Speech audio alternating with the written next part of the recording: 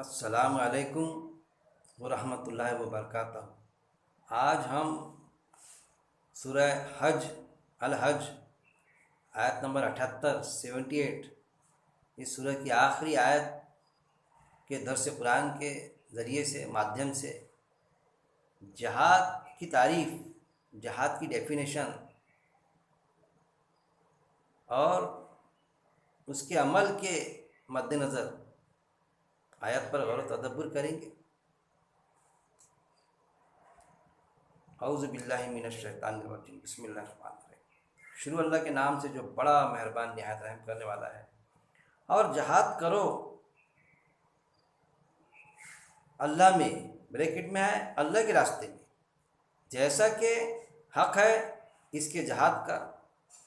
इसने चुन लिया है तुम्हें और नहीं इसने बनाई तुम पर दीन के मामले में कोई तंगी। ये दीन है तुम्हारे बाप इब्राहिम अलैहिस्सलाम का। इस अल्लाह ने नाम रखा है तुम्हारा मुसलमान, इससे पहले भी और इसमें भी, ताकि हो रसूल गवाह तुम पर और तुम हो जाओ गवाह तमाम इंसानों पर। बस कायम करो नमाज और अदा करो ज़कात और मजबूत थाम लो अल्लाह को। वही मौला है तुम्हारा। बस कितना अच्छा मौला यानी दोस्त, और कितना अच्छा है मददगार। क्या फरमाया है अल्लाह रब्बुल इज़्ज़त ने इस आयत में? यहाँ पर आया है वजाहिदू, और जहाद करो अल्लाह के रास्ते में। जहाँ भी इसके पहले भी मैंने दर्स लिया इस पर जहाद के ताल्लुक़ से, और कई आयतें मिलेंगी आपको जहाद के ताल्लुक़ से। जहाँ भी जहाद आया ये बस हमारी नज़र में, चाहे ईमान वाला रहे या फिर जो ईमान वाला ना रहे, उसकी नज़र में क्या आता? बस जहाद के साथ में बस तलवार, जंग, बस लड़ना, मारो काटो पीटो। जहाद आया कि बस वो जहन में आता कि बस जंग, सीधे ही आ जाता हो कि जहाद करो यानी जंग करो, मारो काटो पीटो।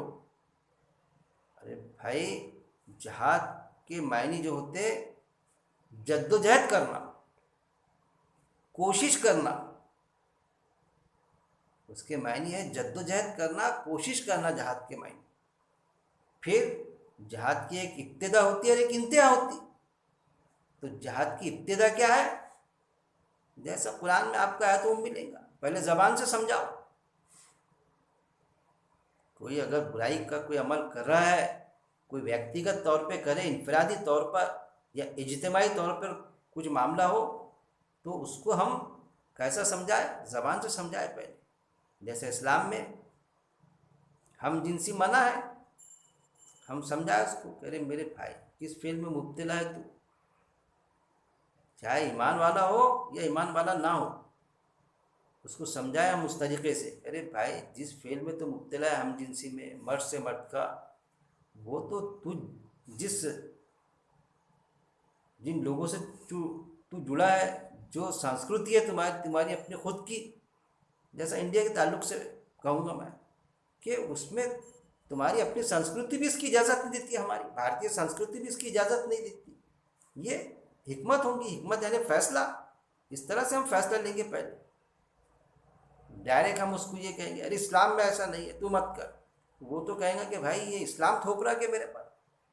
तो उसको ये बताना पड़ेगा कि भाई जैसा ये होता है ना कि अगर किसी को वो कोई इंसान किसी पर गलत सलूक करे, कोई बुज़ुर्ग है उसको गाली दे या ये करे, तो हम उसको डायरेक्ट अटैक नहीं मारते उस पर, उसको समझाते कि अरे भाई ये बुज़ुर्ग की जगह पर अगर तेरे माँ बाप होते यार और उनसे गलती हो जाती, चलो काम करने आए तेरे यहाँ, कोई नुकसान हो गया, तेरे बाप से हो जाता अगर नुकसान, तो इस तरह का एटीट्यूड रखता था कि तो गालियाँ देना या ये करना, ज़्यादा से ज़्यादा भरपाई मांग ले, लेकिन इसकी इज्जत लेना इस मज़दूर की, तो ये उस ढंग से समझाना, तो उसके हो सकता बात समझ में आ जाएगा, सही बात है, मेरे बाप से हो जाता तो वो नर्म गोशा होगा, डायरेक्ट अटैक मारने की ज़रूरत नहीं।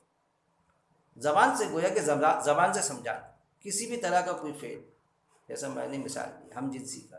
तो ये देखना पहले कि उसके अपने माशरे में वो जिन लोगों से जुड़ा है, वो जिस मज़हब से जुड़ा है, जिन लोगों में उसका उठना बैठना है, तो उसमें वो फेल एथेंटिक है क्या? तो पता चलता उनमें भी एथेंटिक नहीं है। किसी लड़की को कोई बच्चा छेड़ता है, कोई जवान बच्चा, तो हम ये बोले कि अरे भाई, अगर तेरी बहन को कोई छेड़ा तो यार ऐसा क्यों करता यार, क्यों ऐसा तेरा एटीट्यूड है? या तुम्हारे माशरे में जाके किसी ने छेड़ा तो उसको समझ में आएगा बेटा ऐसा नहीं करना चाहिए। तो ये ज़बान से पहले हम समझाएं उसको, नहीं डायरेक्ट अटैक मार देना जैसा हो रहा है। डायरेक्ट अटैक, समझाने की ज़रूरत ही नहीं। मॉब लिंचिंग करा करा करा करा नहीं करा वो भी नहीं देखे जाता, बस मारना शुरू कर देते लोग। और ऐसा मारते, मॉब लिंचिंग में ऐसी होता, जो भी हरकत उसने किया नहीं किया वो भी नहीं, मारना शुरू। फिर रास्ते से जो जाता वो भी मारना शुरू करता, धोना शुरू करता उसको। तहकीक भी नहीं करता इसको क्यों मारा जा रहा है, क्यों नहीं मारा जा रहा है, कुछ भी नहीं पूछने को तैयार है। पता चलता बाद में कि जिसने छेड़ा था, जिसने वो गलती किया था, वो तो भाग गया।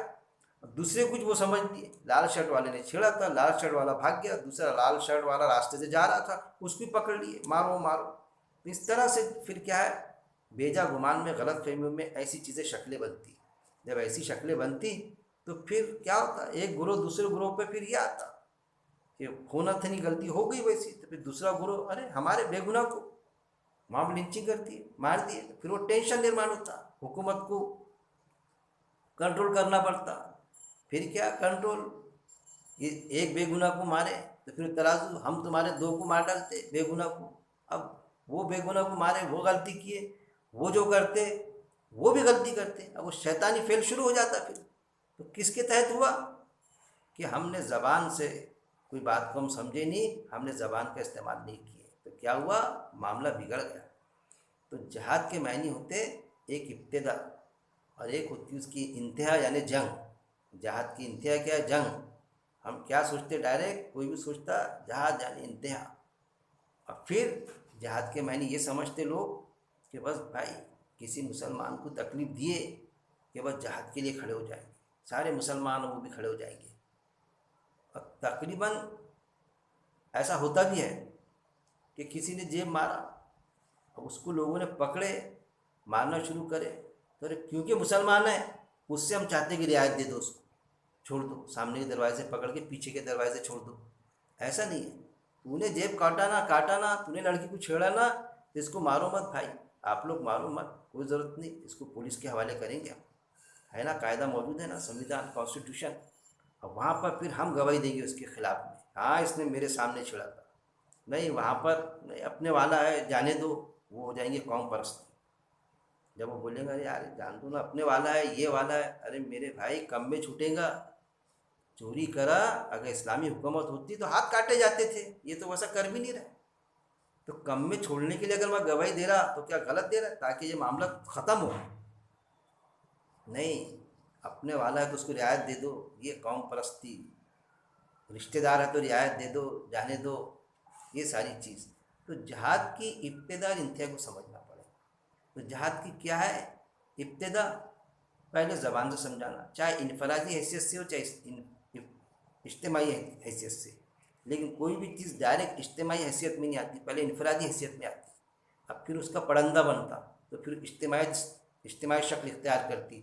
अब फिर बात जो रही थी आपे के बाहर चले जाती, फिर वो बात दंगे का शक्ल इख्तियार कर देती है, फिर बस किधर के किधर बात चली जाती। जबकि उस मुल्क में रहने वाले, ख़ास तौर पे भारत में रहने वाले लोग, ज़्यादातर लोग ये नहीं चाहते कि आपस में लड़े इंसानियत, बावजूद उसके कि वो अलग अलग धर्मों से जुड़े हुए हैं, ऐसा गुलदस्ता है ये। तो फिर इब्तिदा हम ज़बान से समझाएं, हमारे वाला भी है तो उसको रियायत ना दे, बाकायदा उसको जो सज़ा है कॉन्स्टिट्यूशन में वो हम कोशिश करें दिलाने की। जिसको हमने कबूल किया, माना कि हम इस कॉन्स्टिट्यूशन के मुताबिक बसर करेंगे ज़िंदगी, जिसमें ये भी मौजूद है कि उसको हमारी मजहबी आज़ादी भी है, इस्लाम पर चलने की भी हमको आज़ादी है कि हम इसके मुताबिक हमारी ज़िंदगी बसर करें, हम नमाज़ें पढ़ें, नेकियों के काम करें, सारी चीज़ें, मस्जिदों में जाए, घरों पे नमाज़ पढ़े, ये सारी चीज़ें मौजूद है कि इससे हमको कोई नहीं रोकेगा। वो सारी चीज़ें, फिर हम इस्लाम की तबलीग भी करें, हर किसी को अपने मज़हब की तबलीग यानी एक दूसरे तक को पहुंचाने का उसको हक हासिल है, जहाँ तक कि सारी दुनिया में हासिल है वो हक कि आप जिस चीज़ से जुड़ा है वो लोगों को बताए कि ये अच्छी चीज़ है करके, भाई ज़बरदस्ती ना करे, दबाव ना डाले लोगों पर, पहुँचाए उन तक के। हर किसी को इजाज़त है अपने मज़हब की तबलीग करने की, हमको भी इजाज़त है इस्लाम की तबलीग करने की, ये बताना कि भाई ये अच्छा है, कोई उसमें रोक टोक नहीं है। लेकिन किसी को प्रेशराइज करके ज़बरदस्ती किसी को इस्लाम में लाने की कोशिश करना, वो सारी चीज़ें इंडिया में भी, भारत में इजाज़त है, कोई ऐसा मसला नहीं है, लेकिन उसकी शक्लें हैं संविधान के दायरे में, कॉन्स्टिट्यूशन के दायरे में। तो ज़बान से समझाए, हम समझ रहे थे, ज़बान से नहीं समझा तो फिर ताकत का इस्तेमाल करें, जो भी हमें ताकत है उस वक्त में, जो लोग हैं उनको बोले कि देखो भाई ये ऐसा काम कर रहा है, नहीं सुन रहा है, ये ताकत का इस्तेमाल इनफरादी तौर पर, फिर भी नहीं मानता वो, तो फिर तो उसकी इंतहा ही, फिर सारे लोग ये वो सारी चीज़ वो जंग की शक्लें इख्तियार करेंगे। लेकिन जंग जो होती है उसके पहले जो इंसान जो बना होता है किसी भी देश में जहाँ भी रहता है, जो भी कॉन्स्टिट्यूशन से, तो हुकूमत ही अपने सतह पर फैसला कर लेती, वो इंटरनल मसला रहता, कोई ऐसी जंग की नौबत पेश आ जाती ऐसा ज़रूर नहीं है, बस समझी भी जा सकती, समझाई भी जाती। अब फिर इसके बाद में भी अगर बात हमारी समझी भी ना जाए और समझाई भी ना जाए, तो उसका आखिरी दर्जा ये है ईमान का कि हम दिल में बुरा समझ लें उसको, कि क्या करना भाई, समझाए, ताकत का भी इस्तेमाल करने की कोशिश किए, किसी ने साथ नहीं दिया, न ईमान वाले ने साथ दिया, और गैर ईमान वाला जो है उससे तो सवाल ही पैदा नहीं होता, उससे तो तवक्को भी नहीं की जाती। कभी तो ऐसा होता है कि ईमान वाला साथ नहीं देता, गैर मुस्लिम भाई किसी गलत बात पर हमारे साथ हो लेता, ये भी हो जाता। वो अलग बात है कि उसको वो वहाँ पर रोज़े आखिरत नेकी नहीं मिलेगी, लेकिन यहाँ पर तो प्रशंसा होती है उसकी।